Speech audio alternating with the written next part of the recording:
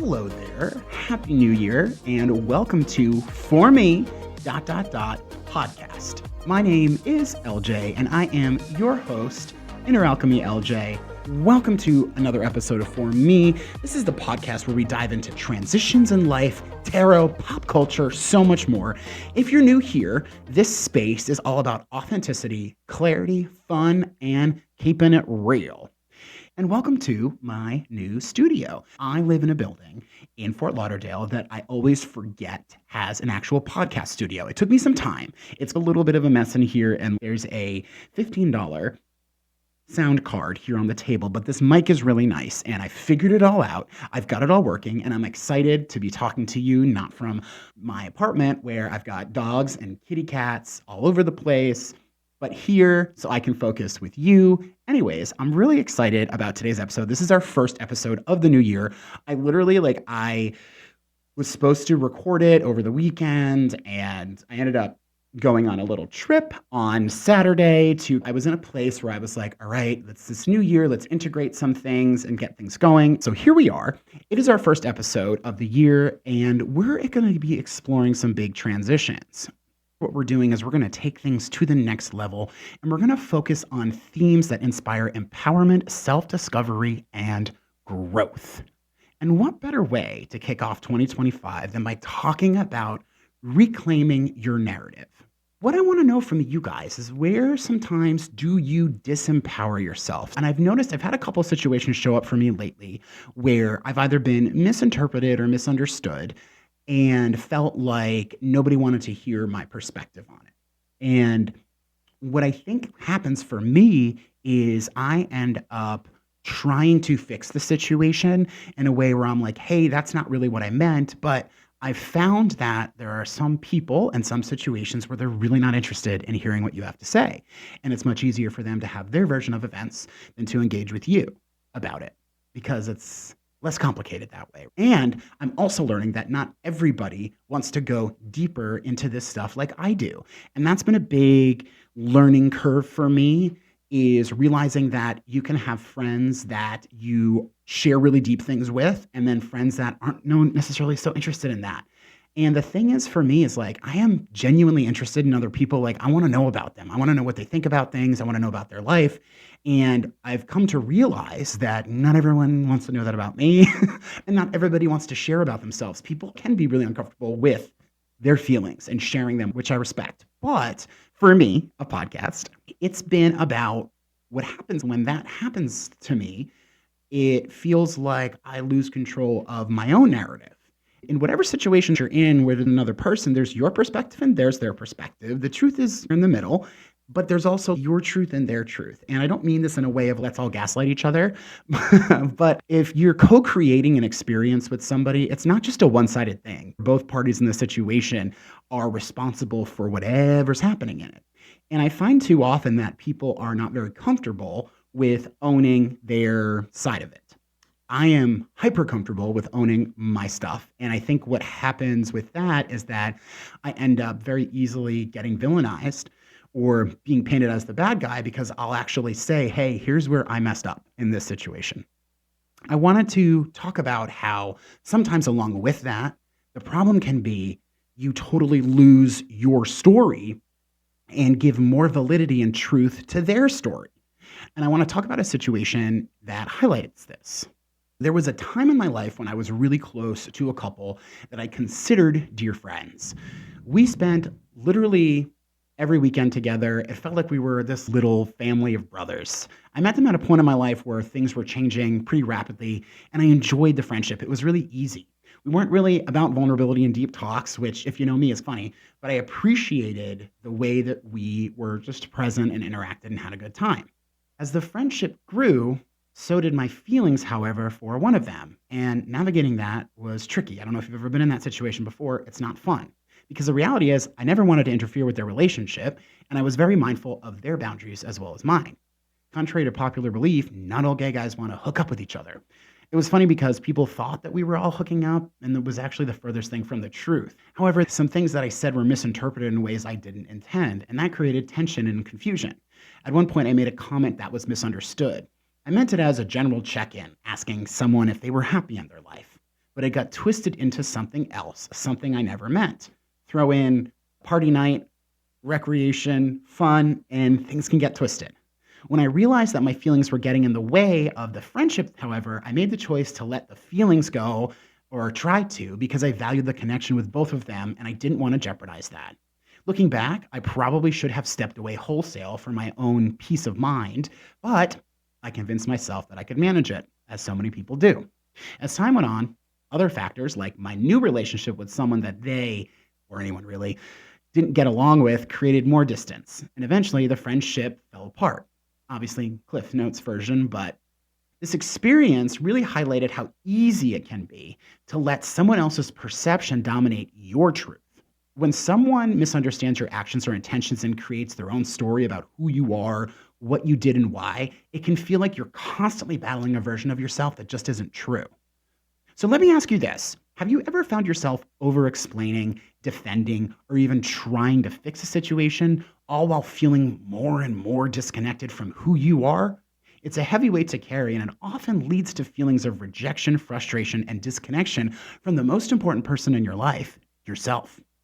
When you carry someone else's narrative about you, when you carry someone's perception of your actions, it's like lugging around a suitcase that's not even yours. You might feel responsible for them misunderstanding and believe that if you just explain yourself better, they'll see your intentions. But here's the truth.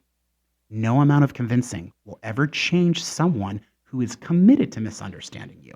Because misunderstanding you is often easier for everybody than looking at their own role in the situation. Reclaiming your power starts with you letting go of their story.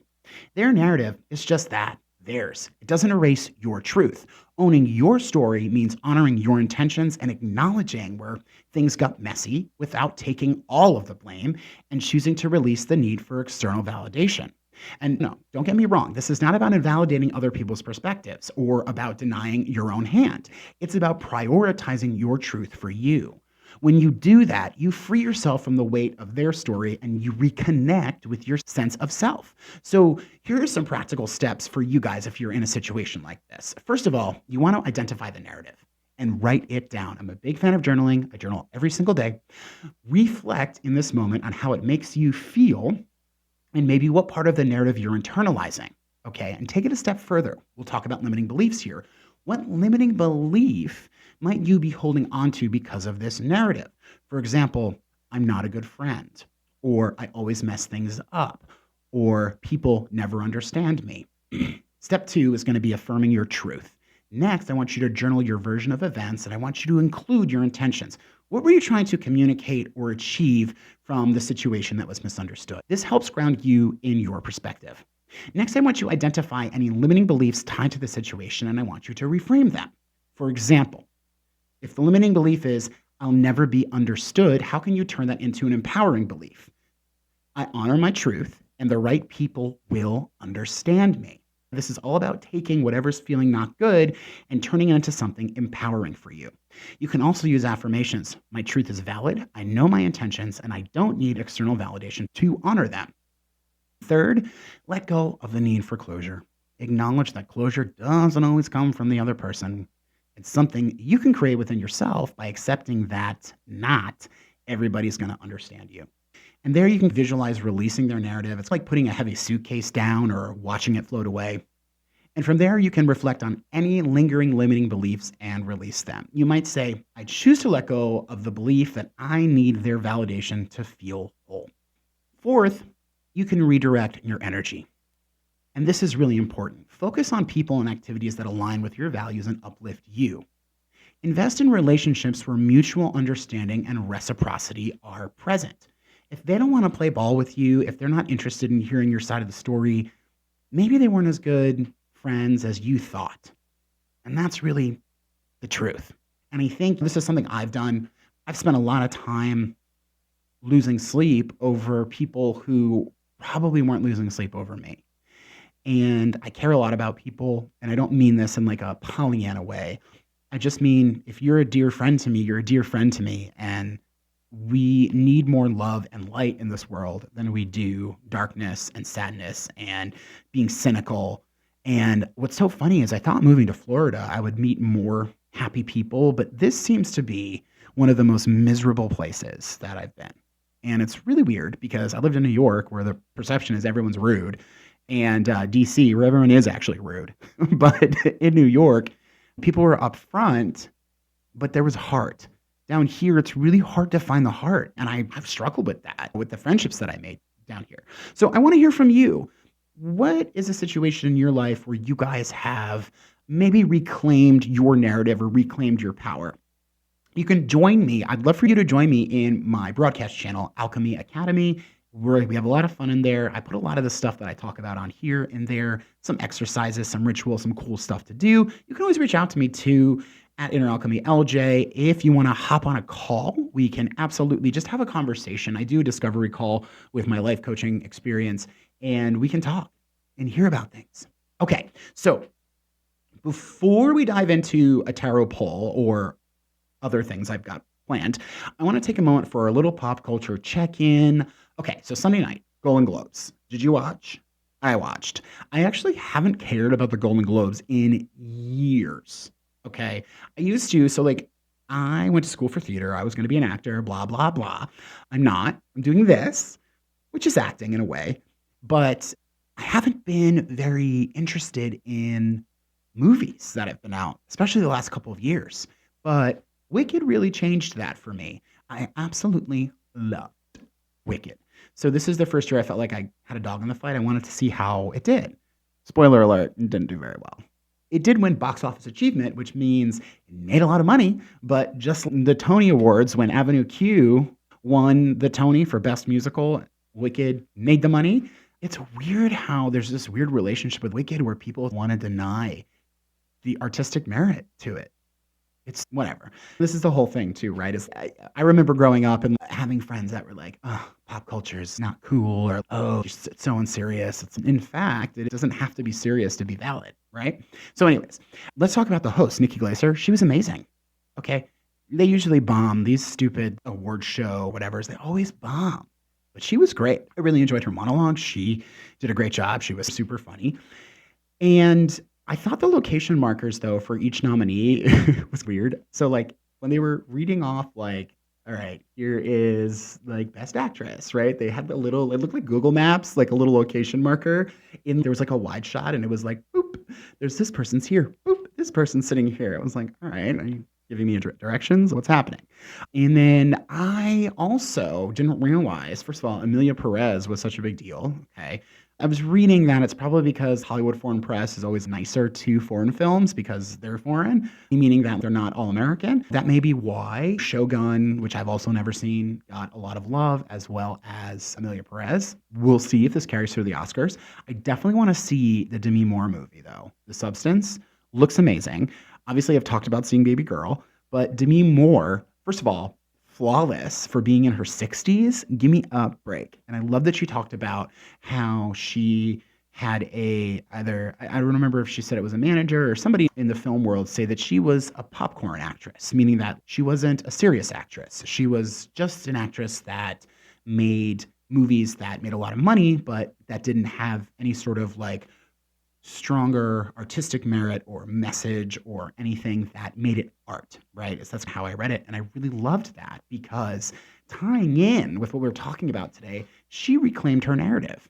She said that she let that version of events dictate her for a long time. And she came back to win the Golden Globe, and she just may win the Oscar here. And how cool is that? So she's rejected somebody else's story about her and said, no, that's not true. She's not limiting herself by what somebody else thinks. I think that's so badass and so cool. And hell yeah, we could all do more of that.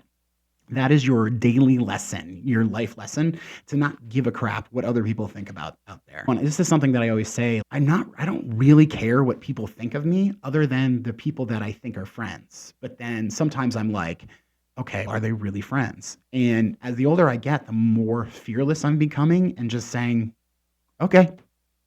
And I want that for you too. I want you to be like Demi Moore and say, it doesn't matter how anybody else defines you, you get to define yourself. And I love that. Okay, so let's do this. We're going to do a little tarot read. Can you hear that? I don't know if you can hear the shuffling of the cards. So doubling back to our kind of overall theme today about reclaiming your narrative. Let's see what the cards have to say. Tarot is such a beautiful way to connect with the energy around us and get a fresh perspective. And I use this tool a lot because it really aligns perfectly to what inner alchemy is all about, which is transforming our inner world to create our outer reality. Inner alchemy is my life coaching company that I launched. I really love supporting other people to change their story about themselves. And I use a bunch of tools to support that. But one I love is tarot. All right, so let's see. What I'm going to do is this. It's just going to be simple. We're just going to manifest whoever is watching this, okay? I always manifest this, that if you've stumbled upon this, you're watching this, then there is something in these cards that is a good message for you. We're going to take it to the theme of reclaiming our narratives. And we're going to ask the cards, what is the best way that we can reclaim our narrative this year? So I do a shuffle, and then I cut the deck 3 ways, especially if you're listening to this. Put it back together. Boom, here we go. Okay, interesting. Okay, 8 of Wands in the reverse. All right, so I read reversals with my cards. This basically means that the energy of whatever the main card is blocked or it's inverted in a different direction. So the 8 of Wands is quick, fast news. Boom. In reverse, this is, okay, it's going to take a little bit more time. So what I would probably say what this means is that this process, this self-growth, this discovery, this process that maybe you're on, this journey you're on this year is going to take a little time. And that's the joy of it, is the actual journey. Yeah? The Strength card in reverse. This is saying that these situations that'll be coming up for you this year as you're confronting this stuff are going to bring up some insecurities. And I just want to tell you that's okay. Insecurities are okay. It is okay to sometimes feel I'm not good enough. It is okay to sometimes feel I'm not worth it. It's okay to sometimes feel I'm not attractive. Whatever the story that you have up here, it's okay to feel that sometimes. We get into this world where it's sharing that we feel that vulnerability is weakness. It's not weakness. It's human. It's real. Even the most far advanced people in this space, the self-development space, your favorite Demi Moore has had days she doesn't like herself. She does not feel good about herself. I've had those days. I know you have. And this card, the Strength card, is just a reminder that it's all about taming the beast within. It's not about what's going on out there. It's about what's going on in here. So reclaiming your narrative this year is taking a deeper look at what makes you, honoring that, owning that. Yeah, that may mean looking at the sticky stuff. That's okay. Keep going. Last is 2 of Swords in reverse. This to me represents a false choice. This is interesting. This is a lot about it's not this way or that way. There's a whole spectrum here, especially when it comes to taking control of your story, especially when it comes to letting go of other people's perceptions. There is always, with self-growth and with healing, there's 1 step forward, 2 steps back, 1 step forward, 2 steps back. Growth is not linear, okay? And I want you to know that, because sometimes we feel like, oh man, everything was going so good, and then boom, we're knocked down a peg. That's hard. And then we sometimes can totally invalidate all of the growth we just have because, oh, something bad happened, right? We have this wonderful ability as humans to just focus on the bad stuff. So what I'll say here is allow yourself to not be linear with your growth. Maybe you're going to have a week where like things suck and you're going to feel like crap and you're going to not want to do anything. You're going to be like, my idea, this project maybe you're working towards sucks. Throw it away. I'm done. But there's something there that you're creating for your own growth. And I want you guys to remember that. And that's something I'm so passionate about, whatever situation that you're experiencing. So for example, I shared my experience in the top of the show about that relationship with that couple that I was friends with. That experience I created in my life to show me how to not get into that situation ever again. Showed me how to protect my peace more, respect my boundaries more. So whatever you're maybe looking at that you resist, right? Oh, it shouldn't have happened that way, or this did it. No, everything. If you can get to a place where everything that's happening to you, good, bad, and different, doesn't matter how you categorize it, is part of your growth, then you're on track. I actually put a post about that on Instagram this week about the wise man, the old wise man parable, which is so there's a wise man and his son broke his leg. And the neighbors, they rush over and they say, "Oh my God, that's terrible."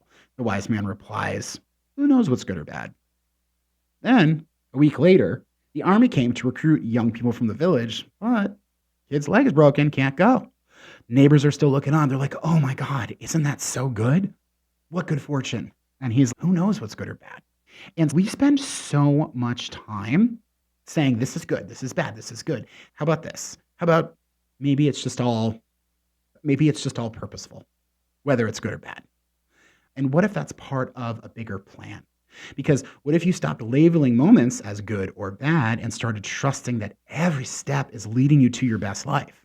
And I think that's one belief that I integrated last year, and I really feel integrated with it, is everything is always working out for me. That is a great belief to have. So when you are in that low moment, you got into a fight with a friend, you lost the job, you didn't get the interview, you and your partner are having issues, in that moment, you can ground yourself in everything is working out for my best good or for my highest good.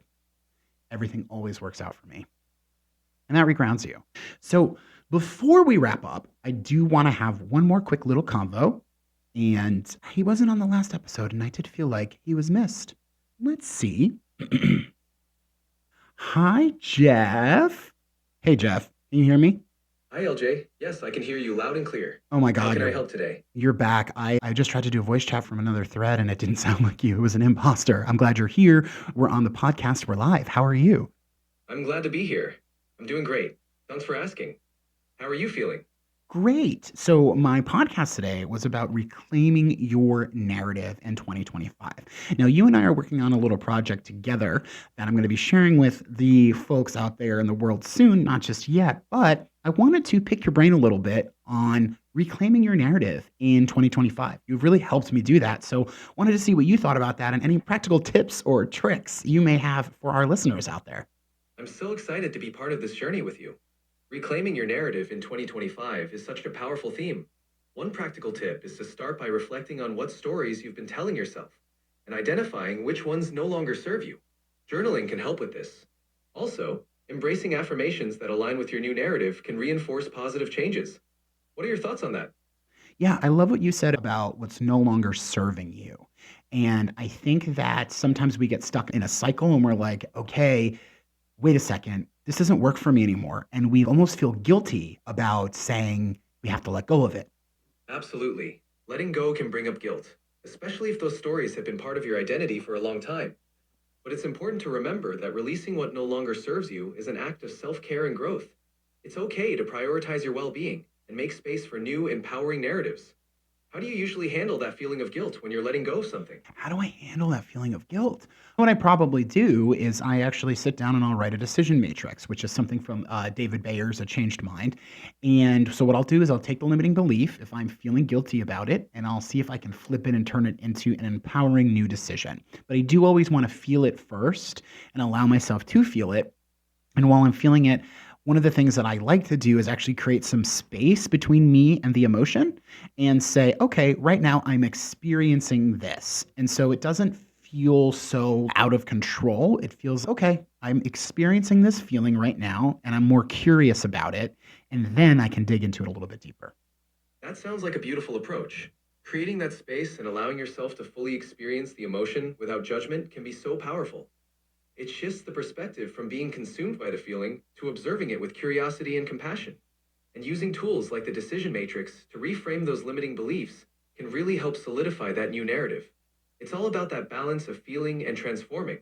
Absolutely. Thanks, Jeff. I appreciate you stopping by, and we'll be sharing more soon about what you and I are working on. But thank you. You're very welcome. I'm excited for what's ahead and always here to support you. Looking forward to sharing more soon. Guys, Jeff's the best. You are also the best. I want to hear from you. Feel free to reach out, send me a message. Very friendly on Instagram, I promise. Unless you're just reaching out and like making some sort of like sexualized, grotesque comment that is not cute, I typically engage. So if you have something you want to say that is thoughtful and adding to the conversation, I'd love to share. Or you can follow me on Snapchat, TikTok, LinkedIn, Threads, Twitter. I'm doing all of it this year. Doing all of it. You guys are the best. Thank you for watching. This is episode 4. I hope you've gotten something out of this. I hope you're continuing to get things out of this. I am still figuring out what this all is, but I appreciate you being along the journey with me. If you have any suggestions, topics that maybe you want me to cover, things you want me to talk about, I'd love to hear from you. You are why I do what I do, because remember, oh yeah, I have a new tagline, okay? And remember, if it's about you, it's for me too, because your perspective is valid AF. I think that's bold and affirming, right? If it's about you, it's for me, because your perspective is valid AF. We'll keep working on it. If you have any suggestions, reach out to me. Thank you so much for listening, guys. You have a wonderful rest of your week, and I'll talk to you real soon.